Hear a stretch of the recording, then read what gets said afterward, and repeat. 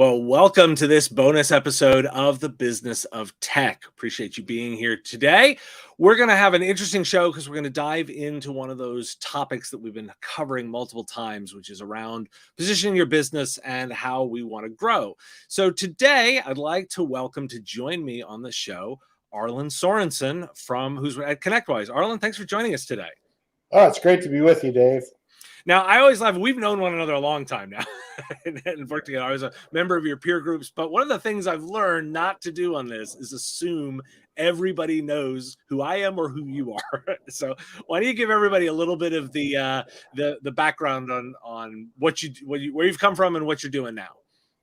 Sure. I founded a tech company back in 1985 called SCCI that grew, and we did acquisitions and changed our name to HTS, but I ran that till 2012 when I sold that MSP business. And along the way, I had started HTG peer groups, which were designed to help business owners learn how to grow their businesses by coming together every quarter and helping each other. And ran that until 2018 when I sold it to ConnectWise. And I've been with ConnectWise since as a VP of Ecosystem Evangelism. Still doing what I love to do, which is help partners succeed. So that's the short version of my story. Gotcha. And in the interest of sort of disclosure, we worked together. I was part of I was a founding member of HTG5, helped with and launched into the UK. I know you guys are doing tons in Europe now in terms of peer groups. And I've been watching now from afar and watching you guys continue to grow the peer group network. Yeah, it's going really well. We've added a lot of different features to it. We're well expanded beyond just owners to where we're serving service leaders, sales leaders, CFOs. I run an M&A version of the peer group. So we got a lot of different things going on. Now, what I wanted to talk about today was something related to service leadership and the work that they've done. Now, I know anybody knows that listens to my show know that we cite the service leadership numbers on a regular basis. They've got one of the largest collections of data on IT solution providers in the world and track that on a quarterly basis. And you use their research and information in the peer groups. There's a new discussion that you guys have launched around what you're calling modes theory. Can you give me the overview of what modes theory is? Yeah, Dave, the modes theory is really a effort for us to talk about strategy and where companies are trying to go. Service leadership is all about operations and maturing and how you deliver services and run your business. But we felt there was a void in terms of identifying strategy. So there's really three key questions we focus on. What are you trying to build? What's the destination? How do you plan to get there? What kind of business model and approach do you want to take? And maybe most importantly right now is how long do you have to do it? So we look at modes theory as kind of the strategic element of a business and OML or service leadership things as kind of the operational side of it. I like to say if you're familiar with some of the planning platforms, modes is kind of the really light version of a StratOp kind of tool. OML is kind of a really lighter version of EOS, for example. So, it's strategy and operations, and bringing those two things together is what modes theory is all about.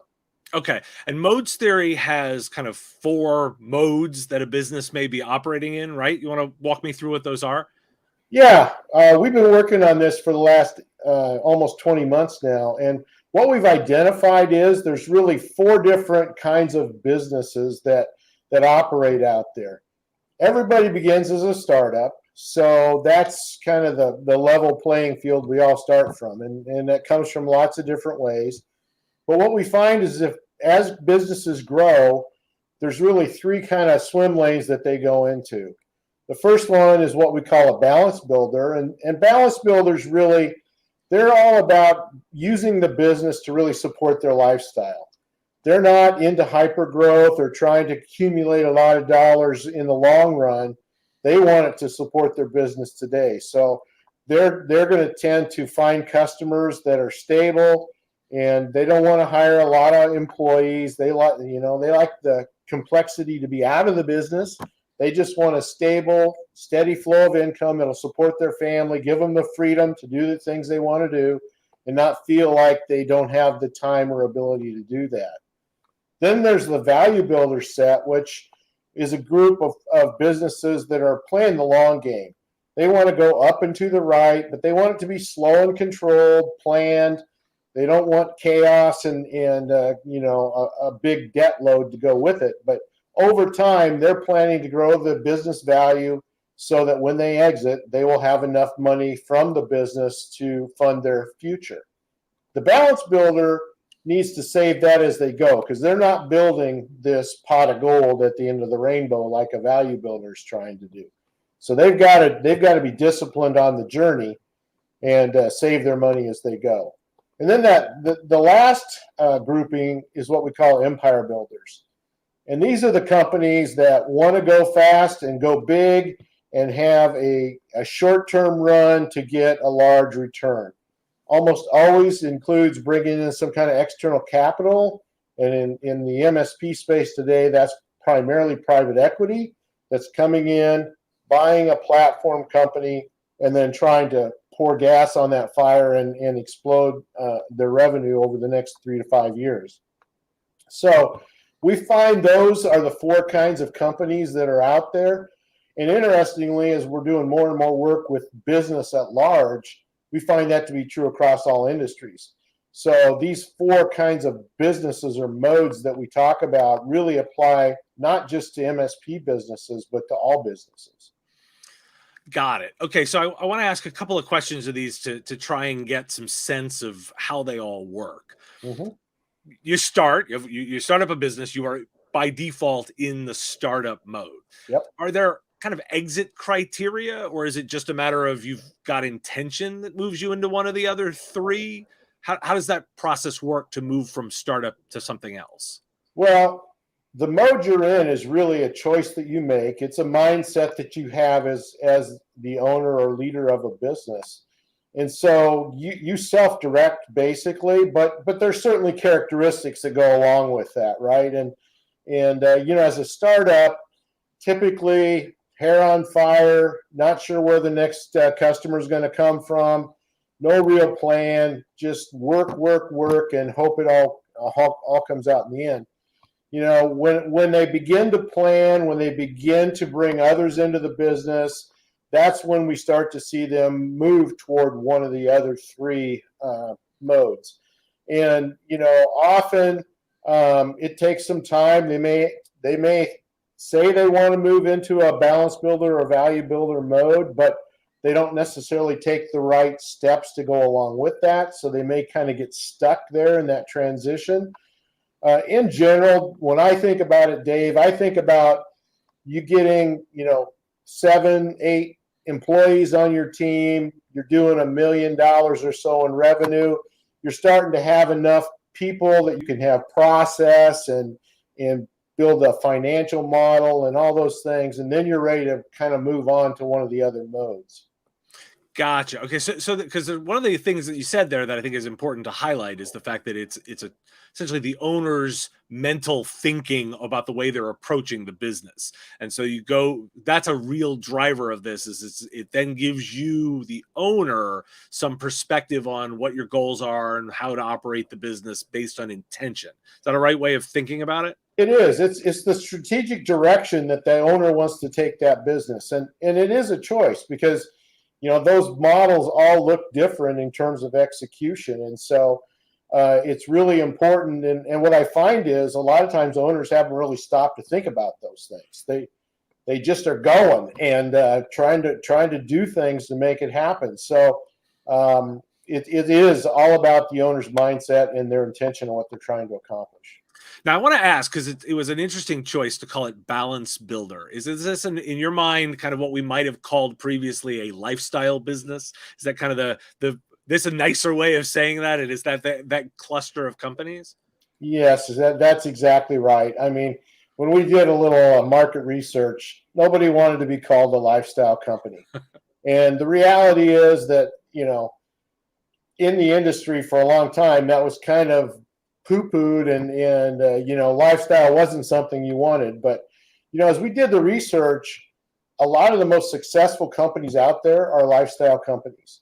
They've dialed in the customer base they serve. They've built their team in a way that they're very efficient, and they're doing really well in terms of profitability and all that. And the ones that actually get disciplined and save that money instead of spend it, they create themselves a really nice future. And they're enjoying the ride all the way along because they're not trying to continue to grow and have to manage a lot more people. And with people comes challenges. And so they've carved out a really nice path to their future. And so, yeah, Balance Builder is just a different way of saying lifestyle. But, I think the important thing is that lifestyle is really key. That's really what we're all doing business for, so we can live. And that's where the Balance Builder really has it figured out. Some of the other modes, especially the Empire Builder, they're intentionally choosing to kind of give up life for a period of time here because the chaos they're going to live in while they try to hit that hyper growth and hockey stick growth is going to consume them. And so lifestyle is a good thing. Well, it was funny because I actually, when I saw this branding and this positioning for it, I actually thought it was clever. And I thought that this was a really smart way of doing it because you're exactly right. Like lifestyle is in a way degrading to what these businesses are. There is nothing wrong with building a business that is stable, that funds your life, that hits your goals. Like that is to be celebrated, not to be denigrated. And so I really thought that was an interesting way of doing it. And one of the reasons that got my attention. Now, I want to ask, do you have a really good example of somebody who's now using this methodology and it's, or the way of thinking and the intention and how it's making a difference in their business? Well, let me talk to you about our roadmap around modes theory. Okay. Because the owner version of the assessment, which is publicly available today, is really targeted at owners in a company. And the first thing we find is that within companies with multiple owners, they often are on different pages as to what mode they're in. And so you're going to hear us talk a lot about alignment because that's really the value we see in the modes theory is it helps people get aligned. Starts first with that owner, helping him to become self-aware about what he's doing and wants to accomplish with his business. Where there's multiple owners, we want them to both take the assessment and then have that conversation and make sure that they're on the same page. What we usually find is that if they have some age separation, the older owner might be more in a Balance Builder mindset, while a younger owner might be wanting to pursue, the Value Builder model. So owner alignment is important, and that's what we've been working on for the last couple of quarters. We're releasing this quarter a leadership team assessment. So we found that owners and their leadership teams are often on different pages when it comes to what they're trying to accomplish with their business. And so we're releasing a workshop that will come out at IT Nation Connect to help owners walk through the process of having their leadership team go through the assessment and then have a conversation. Let's all get on the same page. Let's understand what we're trying to accomplish here and how we can all row the same way in the boat together. And so that's the next phase that we're going to release in Q4. Q1, we're going to release a client modes assessment. And we're going to enable partners to work with the customers they serve and have a conversation about what their business objectives are. What we found is that MSPs are taking care of the customer without really understanding what the end goal is of that customer base. They just make the technology work. I believe going forward, Dave, that we're going to have to do more than make stuff work. We're going to have to make business outcomes happen. And if we don't understand what the customer is trying to accomplish, we're just shooting in the dark. So we believe modes theory is going to be a tool that we're going to enable MSPs to go have the right conversation with their end customer, teach them something about their own alignment, but ultimately get aligned together in how they can serve them in a whole different way. Oh, I'm smiling, Arlen, because you are definitely saying things that I've been reinforcing on the show a lot. Is the statement of get close to your customers, make sure you're understanding what you're doing. And I recently put out a video called "My Technique for Assessing Where the Technology Spend Was," and I referred to a good, better, best model Mhm. of looking at the way a technology spend could be measured. And one of the things that I talked about in that was well, it's good if you're an expense, right? Because you're necessary and you are delivering something that addresses their core need. It's better if you can measure technology spend by impact to cost of goods sold. That if you can do a technology spend and it helps reduce the expenses, particularly in the cost of goods sold line, that's better. But what's best, of course, is impacting revenue. If a technology, if any owner will happily spend $1 to get $2 back from their technology spend over and over and over again. And if you analyze it that way, so it'll be interesting as you release this to see how that model may even fit with the one that I've been talking about Mhm. on my show. So I'm curious then, you brought up where you're going with this, and I want to ask a little bit about how it fits with service leadership's assessment models. Like one of the things that you've been doing a lot is of course, is service leadership has the ability to pull in all the financials, and particularly in the peer groups that you work with. Is modes theory going to be part of that to impact the way financial analysis is done, or is that, am I off base with the thinking there? No, I mean certainly they're going to become more and more married together as we go forward. You know, we just acquired service leadership, and so we're bringing them into the ConnectWise family now. What you're going to find, I believe, is that modes is really the strategy part of it. But over time, we're going to be able to look at the different modes and the different OMLs, operational maturity levels, and figure out how those align basically. And so, what people might jump to is, well, if you're an empire builder, your operational maturity level has got to be high. Well, that's not exactly always the case. And so we're doing a lot of research right now about how this stuff all plays well together. Um, we haven't quite figured out how we're going to eventually bring it all together into a tool, but as of today, they're very complementary tools, and both of them are kind of standing on their own 2 feet, and we're manually kind of bringing it together.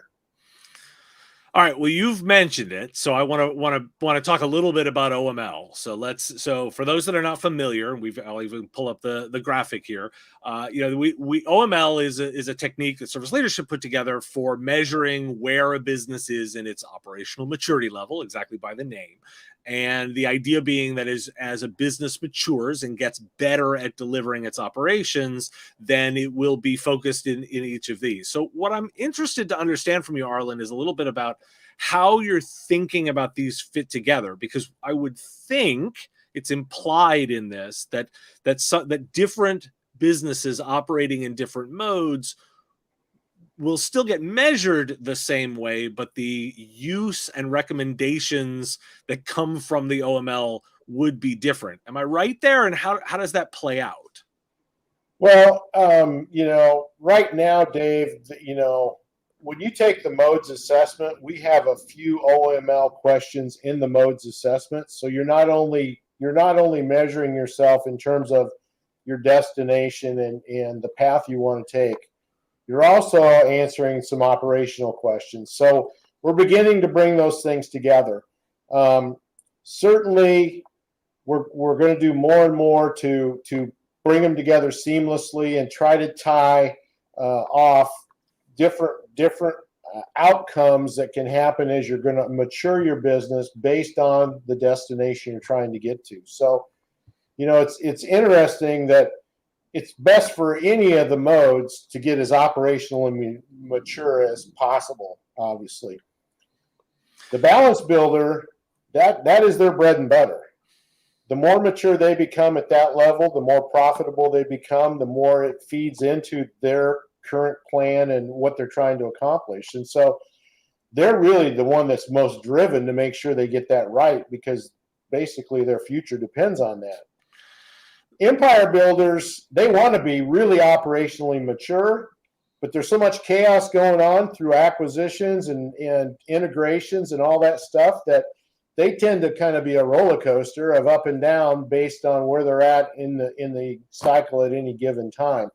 So definitely we're going to try to bring these things together and use that as part of how we provide guidance. But at the end of the day, it's alignment that we're really focused on the mode side. Get everybody focused on what is the OML we're trying to achieve, what are the steps we're trying to take to achieve it, how does that relate to that ultimate destination that we're trying to grow to, so that everybody is on the same page, doing the same things to get us where we want to go. Gotcha. Now it's catnip for our viewers and listeners, so I've got to go there. is asking a little bit about how this affects valuation, because every single time everyone's talking about this, they're interested in what's my business worth and how is this going to affect it. I don't want to put too many words in your mouth, but I'm going to offer a premise and you can tell me if I'm right or if I'm wrong with this. It would seem that each of the different modes is an intention of your business strategy. And thus, how good you are at doing that execution is what's going to drive the value at the end. Thus, at some level, each of them would be the same at the end based on just the math formula of what the business is worth. However, structurally, if you've built a business to be valuable or to build an empire, that's also going to impact its value. Am I interpreting this right? And is there more subtlety to it? Yeah. So what we see really is that, valuations today are heavily based on EBITDA, right? And so the amount of money you're able to bring to the bottom line certainly is driving what valuations are in the marketplace. We find that empire builders are learning quickly that acquiring larger companies is less painful than acquiring a lot of smaller companies, just because of the integration challenges that go with that. So, they're typically going to be looking, in a lot of cases, in the tuck-in model for businesses that have got bigger EBITDA, so they don't have to do as many acquisitions. That can come out of any of the value, the business or value builder or even empire builder modes. And so that's really the driver we see is accumulation of EBITDA and putting together a business that's consistent, that's got a track record. Now, a lot of it also depends on whether that owner wants to stay involved going forward or not. And, the different private equity models out there today account for all shapes and sizes of that. You have certain PE firms that don't want that owner to stay in the business very long. You have others that are asking them to stay and run the business as an operator over time. So there's a whole lot of variability out there or options in the market, but all of them want EBITDA.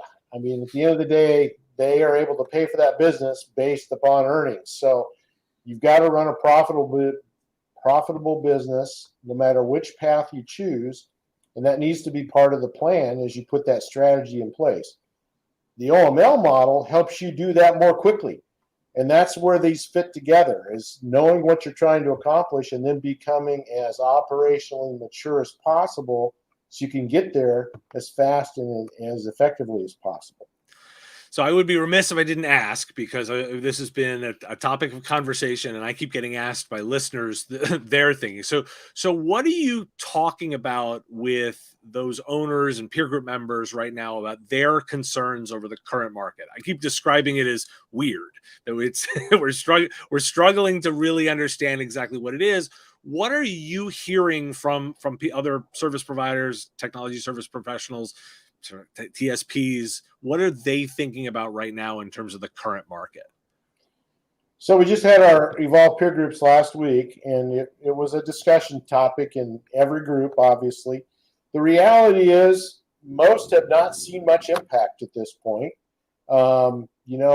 We certainly carved out our niche during the pandemic as essential workers and really the industry that helped keep this country alive.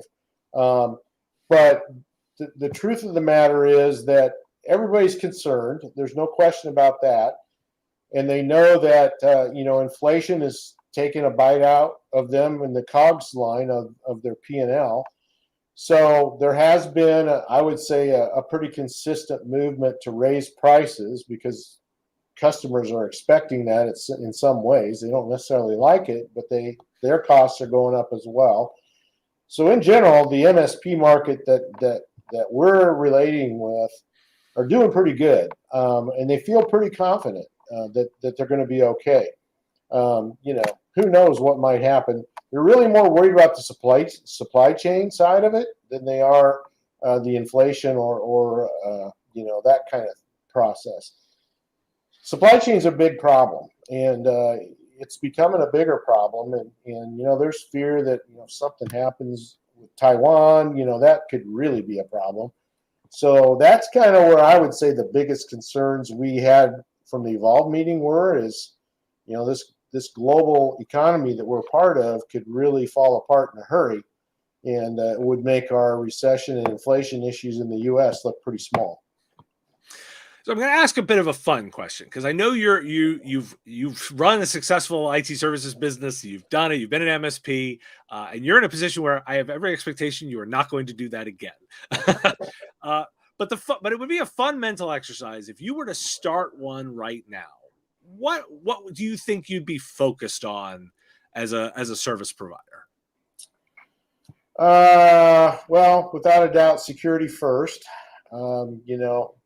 There's no question that security is a challenge, and it will continue to be a challenge, and we just would have to be completely grounded there.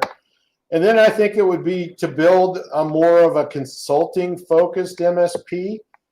Certainly, you have to do the blocking and tackling and make technology work, but understanding what that customer is trying to accomplish, so that we leverage their investment and the way that we use technology to help them achieve their goals. If that was the topic of the QBR, is here's what we've done the last quarter to help you drive revenue and help you drive bottom line. That's a lot more fun than talking about how many security incidents you blocked at the firewall and things like that. So, that would be how I would build it. It would look different. It would be a very different skill set. But I think that's where this industry is going to go. And, I think those that go there first will be the winner. But I won't be one of them. Yes, you've done your time with that. Well, Arlin, I really appreciate you joining me today and giving me a bit of the overview on this. It's been super insightful, and I appreciate your time. Yeah, and if any of your listeners want to take the modes assessment, it's free. connectwise.com/modes. We'd love to have them take it, and to get the readout, it'll put out a 10 or 12 page readout with feedback for them on where they're at in their business. And, appreciate it if they would do that. Well, we'll include the link in the show notes down below for anybody that's interested in that. They can find it easily that way. Thanks again for joining us for this bonus episode of The Business of Tech. And we'll be back again every single business day with news and commentary on the audio feed, videos available at least once a week and often twice. Talk to you all again soon.